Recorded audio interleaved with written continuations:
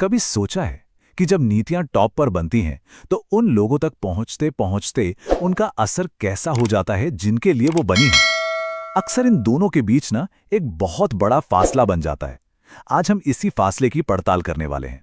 तो यही वो बड़ा सवाल है जिसका जवाब हम आज ढूंढने की कोशिश करेंगे कि भाई जब पॉलिसी और जमीनी हकीकत के बीच मीलों की दूरी हो तो आखिर होता क्या है। इसे समझने के लिए हम दो ऐसे मामलों पर नजर डालेंगे जो पहली नजर में बिल्कुल अलग लगते हैं। एक तरफ हेट स्पीच यानी नफरती भाषणों पर सुप्रीम कोर्ट का एक नया रुख, और दूसरी तरफ गांवों में मजदूरों की हाजिरी लगाने वाला एक सरकारी ऐप। सुनने में कोई कनेक्शन नहीं लगता है ना, पर आप देखेंगे इनके बीच एक बहुत गहरा और चौंकाने वाला रिश्ता है। तो चलिए शुरू करते हैं और देखते हैं कि संस्थाओं के इस अलगाव की ये दो कहानियां हमें क्या बताती हैं। हमारी पहली कहानी हमें ले चलती है सीधे भारत के सुप्रीम कोर्ट, जहां हाल ही में एक बहुत बड़ा और अहम बदलाव देखने को मिला है।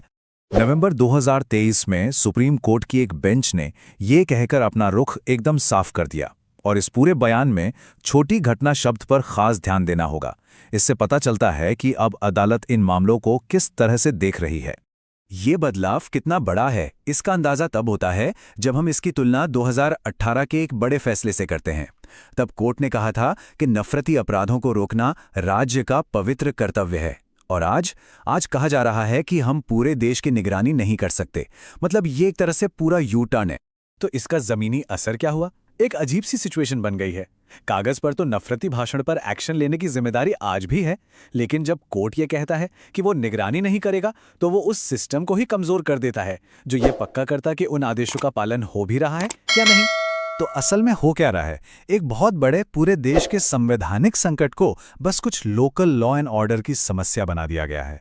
सारी की सारी जिम्मेदारी अब नीचे स्थानीय अधिकारियों के कंधों पर डाल दी गई है। चलिए अब कोर्ट रूम से निकलते हैं और चलते हैं भारत के गांवों में, उन कार्यस्थलों पर जहां मजदूर काम करते हैं। हमारी दूसरी कहानी यहीं से है, और ये हमारी पहली कहानी से सीधे जुड़ती है।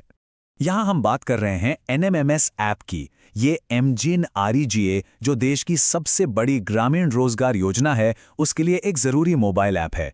मकसद था कि पारदर्शिता आए। इसके लिए मजदूरों को दिन में 2 बार अपनी जियो टैग की हुई तस्वीरें अपलोड करनी पड़ती हैं ताकि उनकी हाजिरी लगे और उन्हें दिहाड़ी मिले। और यहाँ एक दिलचस्प बात है, इस ऐप को सबके लिए जरूरी बनाने से पहले ही 2022 के आंकड़े बता रहे थे कि 1/3 से ज्यादा जगहों पर यह ऐप इस्तेमाल ही नहीं हो पा रहा था। मतलब दिक्कतें पहले से ही थीं। तो जब इसे सबके लिए जरूरी कर दिया गया तो हुआ क्या? नतीजा ये नंबर देखिए, सिर्फ 18%। जी हां, सिर्फ 18%। इसका मतलब ये हुआ कि पूरे देश में 100 में से सिर्फ 18 दिन ही ऐसे थे जब मजदूरों की हाजिरी दोनों फोटो के साथ ठीक से लग पाई। सोचिए, 80% से ज्यादा बार ये सिस्टम जैसा बनना चाहिए था वैसा काम ही नहीं कर पाया। और ये जो तस्वीर है, ये एक और बहुत बड़ी प्रॉब्लम की तरफ इशारा करती है, जिसे हम कह सकते हैं डिजिटल बोझ। मतलब ऐप के लिए रजिस्टर्ड डिवाइस तो बहुत सारे हैं, लेकिन असल में उसे बिना किसी परेशानी के इस्तेमाल कर पाने वाले डिवाइस ना के बराबर हैं। तो जिस टेक्नोलॉजी को समाधान बनना था, वो खुद एक बहुत बड़ी रुकावट बन गई। तो आखिर में इस सब का बोझ किस पर पड़ा?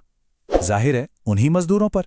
जैसा कि ये कहता है, MGNREGA में डिजिटाइजेशन का सारा बोझ मजदूर पर डाल दिया गया और उनकी जमीनी, आर्थिक और सामाजिक चुनौतियों को पूरी तरह से नजरअंदाज कर दिया गया। तो ठीक है, हमने 2 अलग-अलग कहानियां सुनी, एक सुप्रीम कोर्ट की, दूसरी एक मोबाइल ऐप की। अब इन दोनों के धागों को जोड़ते हैं और देखते हैं कि पूरी तस्वीर क्या बनती है।